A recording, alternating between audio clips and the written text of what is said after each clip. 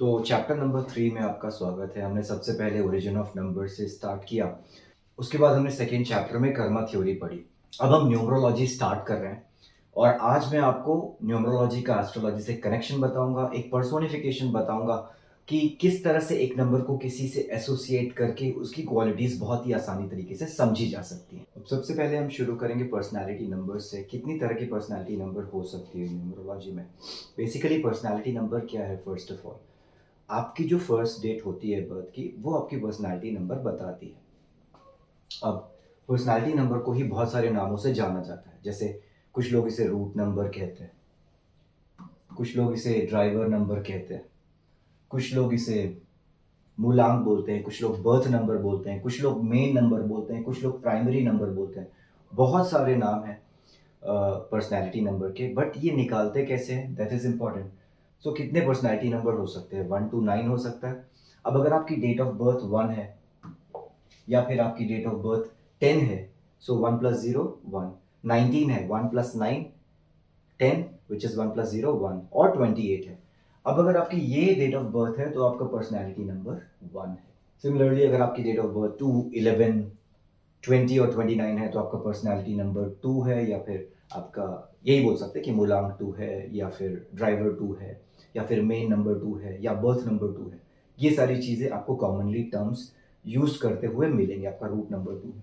Similarly अगर आपकी date of birth 3 है या 12 है या 21 है या 30 है तो आपका पर्सनैलिटी नंबर 3 है, या आपका रूट नंबर 3 है, या आपका मूलांक 3 है, या फिर आपका ड्राइवर नंबर 3 है, एंड सो ऑन। अगर आपकी पर्सनैलिटी नंबर, आपकी डेट ऑफ बर्थ 4 है, 13 है, 22 है, 31 है तो आपका पर्सनैलिटी नंबर 4 है। अगर आपकी डेट ऑफ बर्थ 5, 14 या फिर 23 है तो आपकी पर्सनैलिटी नंबर 5 है। फिर अगर आपकी डेट ऑफ बर्थ 6, 15, 24 है तो आपकी पर्सनैलिटी नंबर 6 है। अगर आपकी डेट ऑफ बर्थ 7, 16, 25 है तो आपका पर्सनैलिटी नंबर 7 है। अगर आपकी डेट ऑफ बर्थ 8, 17 या 26 है तो पर्सनैलिटी नंबर 8 है। और अगर आपकी डेट ऑफ बर्थ 9, 18 या 27 है तो आपका पर्सनैलिटी नंबर 9 है। एक बार फिर से प्रीवियस स्लाइड में चले जाते हैं और ये देख लेते हैं क्या क्या नाम है। रूट नंबर भी बोलते हैं पर्सनैलिटी नंबर को, ड्राइवर नंबर भी कुछ लोग बोलते हैं पर्सनैलिटी नंबर को, कुछ लोग मूलांक बोलते हैं, कुछ लोग बर्थ नंबर बोलते हैं, कुछ लोग प्राइमरी नंबर बोलते हैं, कुछ लोग मेन नंबर भी बोलते हैं। सो ये सारे हो गए पर्सनैलिटी नंबर्स। अब हम देखेंगे कि इन पर्सनैलिटी नंबर्स का एस्ट्रोलॉजी में क्या सिग्निफिकेंस है, और साथ ही साथ इनका पर्सोनिफिकेशन कैसे किया जाए ताकि उस नंबर की क्वालिटीज को हम बहुत ही आसानी से पढ़ सकें। तो सबसे पहला सर पर्सनैलिटी नंबर आएगा 1। 1 मतलब those who are born on 1, 10, 19 and 28। अब 1 का जो एस्ट्रोलॉजिकल सिग्निफिकेंस है वो है सन, सूर्य, हिंदी में सूर्य हो जाएगा। और इसका पर्सोनिफिकेशन है किंग और अ फादर फिगर। तो क्या क्या क्वालिटीज इसकी आती हैं? इसकी क्वालिटीज किंग की तरह होंगी, इसकी क्वालिटीज एक फादर की तरह होंगी, इसकी क्वालिटीज एक सन की तरह होंगी। सन के इर्द गिर्द सब लोग घूमते हैं। तो नंबर 1 वाले को भी बहुत अच्छा लगता है if he is surrounded by people. King मतलब एक डिसीजन मेकर, एक लीडर। फादर इसका मतलब है कि वन हु टेक्स डिसीजन, एक प्रैक्टिकल पर्सन। सो ये कुछ क्वालिटीज हैं जो हम बहुत ही आसानी से याद कर सकते हैं नंबर 1 के लिए, जो कि 1, 10 या 19 या 28 को बॉर्न हुए हैं। ये अभी मैं आपको बेसिक क्वालिटीज बता रहा हूँ। डिटेल क्वालिटीज हम नेक्स्ट चैप्टर में 1 बाय 1 पढ़ेंगे ताकि हमें पूरा इंफॉर्मेशन आ जाए पर्सनैलिटी नंबर 1 का। सिमिलरली थोड़ा ये चैप्टर छोटा रखेंगे क्योंकि इसमें पर्सोनिफिकेशन इज इम्पॉर्टेंट, ताकि हम फ्यूचर में सारी की सारी क्वालिटीज को बहुत ही इजीली याद कर सके। अपना सेकेंड पर्सनैलिटी नंबर है 2। 2 मतलब those who are born on 2, 11 और 29 और 20। अब इसका जो एस्ट्रोलॉजिकल सिग्निफिकेंस है वो है मून, जिसको चंद्रमा बोलते हैं हिंदी में। और साथ ही साथ अगर हम इनके पर्सोनिफिकेशन को डिस्कस करें तो we can understand a queen और we can understand a mother. क्या क्वालिटीज हो सकती हैं एक क्वीन की, एक मदर की? इमोशनल, एक इमोशनल सपोर्ट दिखता है इस नंबर से। एक स्पिरिचुअल वेलबींग दिखता है इस नंबर से। साथ ही साथ मून है, बहुत क्विकली इसके फेजेस चेंज होते हैं, तो एक अनस्टेबल नेचर दिखता है इस नंबर से, मतलब फ्रीक्वेंट चेंज ऑफ मूड्स। तो ये कुछ क्वालिटीज है जो पर्सनैलिटी नंबर 2 की होंगी। अब हम जाते हैं पर्सनैलिटी नंबर 3 में। पर्सनैलिटी नंबर 3 मतलब those who are born on 3, 12, 21 and 30 of a month। अब इसका जो एस्ट्रोलॉजिकल सिग्निफिकेंस है वो ये है कि ये नंबर 3 जुपिटर दिखाता है, बृहस्पति बोलते हैं हिंदी में। बेसिकली ये गुरु है। गुरु भी किसका? गुरु ऑफ गॉड्स। जुपिटर बहुत बड़ा प्लैनेट है, बहुत नॉलेजेबल होगा ऐसा इंसान। गुरु है मतलब they will be very good at teachings. Guru of God's है, अच्छी प्रीचिंग्स ही देंगे ये लोग। अगेन गुरु है, स्पिरिचुअल साइड, मोरल्स होते हैं हमेशा, सच क्या है वो इनके लिए इंपॉर्टेंट है। तो ये सारी क्वालिटीज हमें मिलेंगी नंबर 3 में। अब अगर हम नंबर 4 की बात करें तो 4 मतलब अगर हम इंग्लिश कल्चर में जाएंगे तो that is north node of the moon. इसी को लोग ड्रैगन्स हेड भी बोलते हैं और इसे हिंदी में अपनी एस्ट्रोलॉजी में राहु कहा जाता है। इसका personification common man. Common man है मतलब स्ट्रगल्स आएंगी। जो north node of the moon है वो एक इमेजिनरी नोड है। बेसिकली जब अर्थ के चारों तरफ मून रोटेट कर रहा होता है तो ये अर्थ की ऑर्बिट को दो जगह पे कट करता है। जहां नॉर्थ कट करता है वहां पे north node of the moon बनता है, जहां साउथ पे कट करता है वो south node of the moon बनता है। ये नॉर्थ नोड ऑफ मून जहां पे भी ये कट करता है एक हाई एनर्जी फील्ड बनती है और इसी को हमारी एस्ट्रोलॉजी में राहु कहा गया है। ड्रैगन्स टेल भी बता देता हूँ, जो south node of the moon पे कट करता है यहाँ पे भी एक हाई एनर्जी फील्ड बनती है और इसी को ड्रैगन्स टेल या फिर केतु कहा गया है हमारी एस्ट्रोलॉजी में। ये बताना इसलिए इंपॉर्टेंट था क्योंकि आपके क्लाइंट्स बाहर से भी हो सकते हैं, उनको राहु केतु नहीं समझ में आएगा तो आप इस तरह से उनको बता सकते हैं ड्रैगन्स हेड या ड्रैगन्स टेल का वर्ड यूज करके, या फिर north node and south node of the moon बोल सकते हैं। अब क्योंकि ये एक इमेजिनरी प्लैनेट है तो इसकी क्वालिटीज भी वैसे ही होने वाली है। कैसे? बहुत सारे इमेजिनेशंस, हेड है, सिर्फ सोचता रहता है, थॉट्स बहुत सारे हैं लेकिन एक्शन नहीं है, बॉडी नहीं है इसके पास। It's a dragon's head. Since it's a common man, struggle आने वाली है बहुत सारी। अब क्योंकि हेड है तो बहुत इंटेलिजेंट होगा, बहुत नॉलेज होगी, लेकिन ओवर इंटेलिजेंट होगा, इसके लिए भी प्रॉब्लम आएंगी। कट की बात करी थी हमने, ऑर्बिट पे कट करते हैं, वहां से आप याद रख सकते हैं कि ये खुद अपने आप को कट करते रहते हैं। इनका जो बिगेस्ट प्रॉब्लम है वो इनका खुद का हेड है।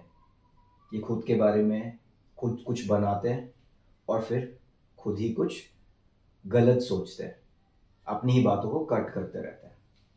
सो एक्शन मिसिंग है नंबर 4 से। एक इमेजिनरी प्लैनेट है, इमेजिनेशंस देता है।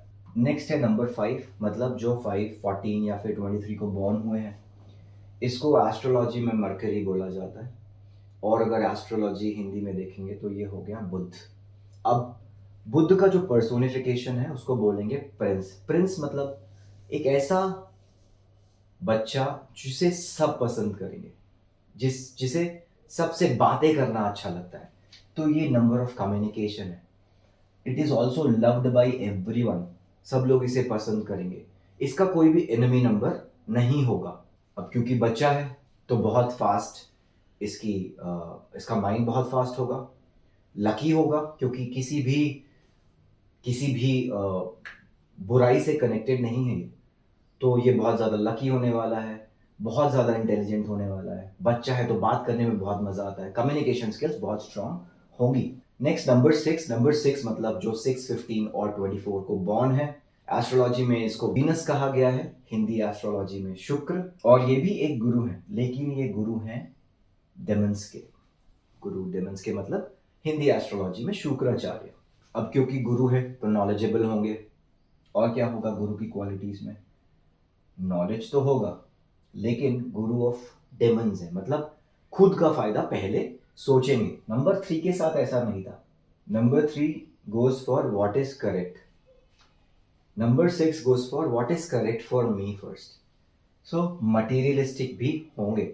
बाकी एस्ट्रोलॉजी में वीनस को एक ऐसा प्लैनेट बोला जाता है जो बहुत सारी मनी लेके आता है, वहां से भी आप मटीरियलिस्टिक कनेक्ट कर सकते हैं।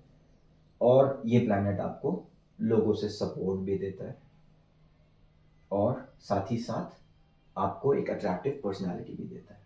तो ये हो गया 6 के बारे में। पर्सनैलिटी नंबर 7 मतलब south node of the moon, मतलब ड्रैगन्स टेल, मतलब हेड नहीं है इनके पास। एक स्पिरिचुअल नंबर होता है ये। इनका जो पर्सोनिफिकेशन है वो योगी की तरह अपन देखेंगे, मतलब एक स्पिरिचुअल नंबर जो लाइफ के डीप सीक्रेट्स को जानना चाहता है, जिसके अंदर वाई की कैपेसिटी बहुत ज्यादा है। ऐसे लोग बहुत सारे वाई पूछते हैं। 7 मतलब 16, 7, 16 या 25 को बॉर्न हुए लोगों का पर्सनैलिटी नंबर 7 होता है। अब क्योंकि योगी है तो योगी की क्वालिटीज इसमें आ जाएंगी, जैसे सेल्फ सेटिस्फैक्शन, हमेशा स्पिरिचुअलिटी की तरफ रन करना, बहुत ज्यादा कंटेंट होते हैं ऐसे लोग, स्ट्रेट फॉरवर्ड होते हैं ऐसे लोग। तो ये सारी क्वालिटीज नंबर 7 में आपको दिखेंगी। Next is number 8। 8 मतलब जो 8, 17 या 26 को बॉर्न हुए हैं।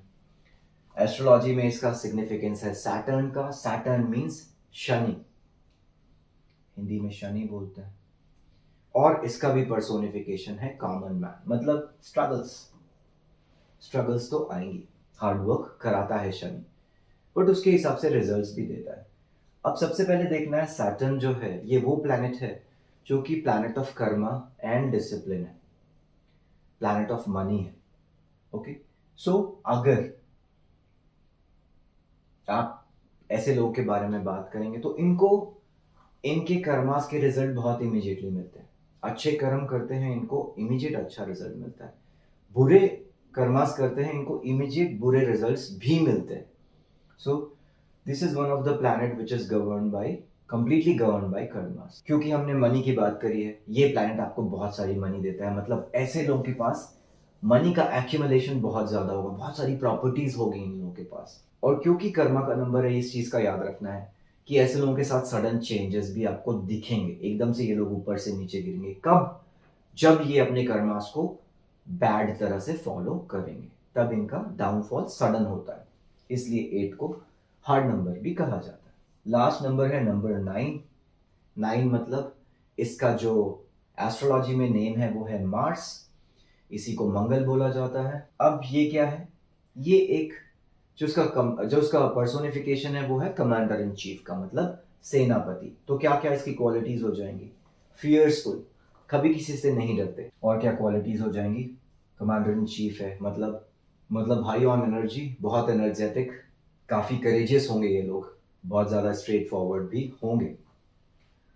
तो हमने इस चैप्टर में हर एक पर्सनालिटी नंबर, या फिर आप रूट नंबर कह लीजिए, या ड्राइवर नंबर, या फिर मूलांक बोल लीजिए, हमने हर एक पर्सनालिटी नंबर की बेसिक स्ट्रक्चर पढ़ी, एस्ट्रोलॉजी में क्या है, और उसका पर्सोनिफिकेशन देखा, ताकि बाद में जब हम इनकी क्वालिटीज को डिटेल में पढ़ेंगे तो हमें समझ में आए कि किसी प्लैनेट की क्वालिटीज क्या हो सकती है, किसी नंबर की क्वालिटीज क्या हो सकती है। इस चैप्टर को थोड़ा छोटा रखेंगे क्योंकि मैं आपसे चाहता हूं कि आप ये सारी चीजें याद कर लें, जो कि आपको फ्यूचर में न्यूमरोलॉजी पढ़ते समय, न्यूमरोलॉजी बताते समय, कंसल्टेशंस करते समय, या फिर कोई भी कैलकुलेशन न्यूमरोलॉजी से करते समय आपको बहुत हेल्पफुल होने वाला है। मोस्टली दिस पार्ट, पर्सोनिफिकेशंस, ये जरूर आप याद रखें।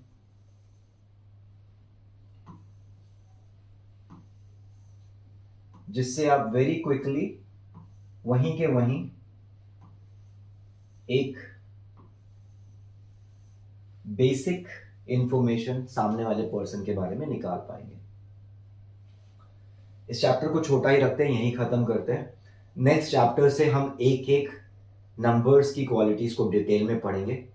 हो सका तो मैं आपको एक ही चैप्टर में सब कंप्लीट कराऊंगा, सारे पर्सनालिटी नंबर, और अगर पॉसिबल हुआ तो हम एक एक पर्सनालिटी नंबर के लिए एक एक चैप्टर रखेंगे। बहुत डिटेल इंफॉर्मेशन मिलेगी, और just by knowing the personality number you will be able to tell a lot about people. तो thank you so much for connecting. हम next Sunday next chapter के साथ मिलेंगे which will be on personality numbers. आज हमने personality numbers और उसके astrological connection को देखा और उसके पर्सोनिफिकेशंस को भी देखा। Thank you so much, stay blessed, stay healthy.